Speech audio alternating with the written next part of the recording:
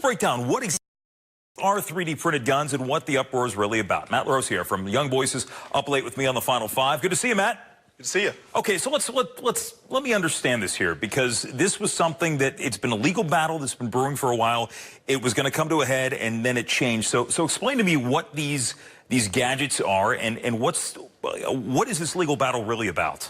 Okay, so back in 2013, this company, Defense Distributed, put up files, the files to 3D print, from plastic. This is basically a machine has a spool of plastic, it heats it up, and it lays it down almost like a hot glue gun, and it does it very precisely. Yeah, and these are things, by the way, we should point out. These are pretty, they've become much more accessible to the public in recent years. Yes. Now you can get one of these printers for as little as $150 that actually does a pretty good job.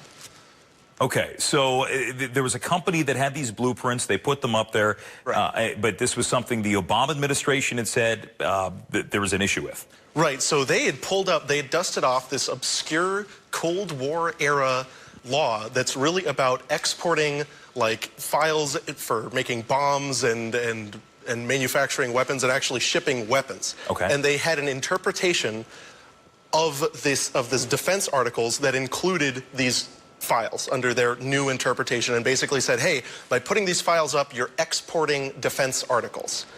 And so it wasn't saying that, no, you can't do that. It was more that you have to get a license for each one, and there's this ridiculous mess.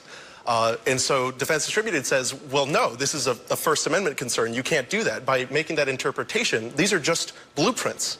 You are having an unconstitutional restraint on our speech. And that changed when the administration changed. Exactly. So they'd been going through the battle for years. And then finally the new administration comes in and looks at it, and they say, they really realize that, well, they didn't really have a leg to stand on from the beginning. And even if you look in the statute, it specifically exempts every plan and blueprint that is in the public domain, which all of these types of files are. They're explicitly in the public domain. So they agreed to settle with Defense Distributed. Okay. So that brings us to this point. We know that the attorneys general from Maryland, from D.C., from Virginia joined this lawsuit to stop it. They were successful last night. And the argument for a lot of people who are against this idea is, wait a second, these are guns that are being printed, that are being made, that don't have serial numbers, that are untraceable. They say there is a legitimate safety concern there. I bring you on because you're well versed in Second Amendment issues. What is your response to something like that? Well, first of all, these aren't guns. These are files. These are just blueprints. Okay. Right? So it's no crime is committed until you actually make a gun that is illegal. Second, it's perfectly legal to make your own gun for personal use in almost every state in the country. So there's nothing wrong with that.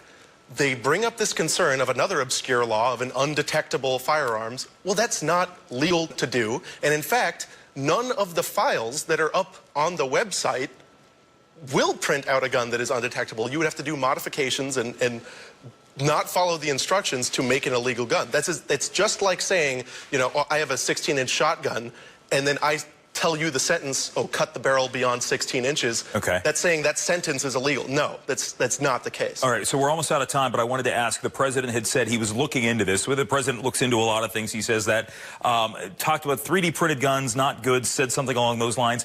A, do you think the president understands the scope of this argument, that it's just beyond the guns? And B, what do you think is going to happen in the end?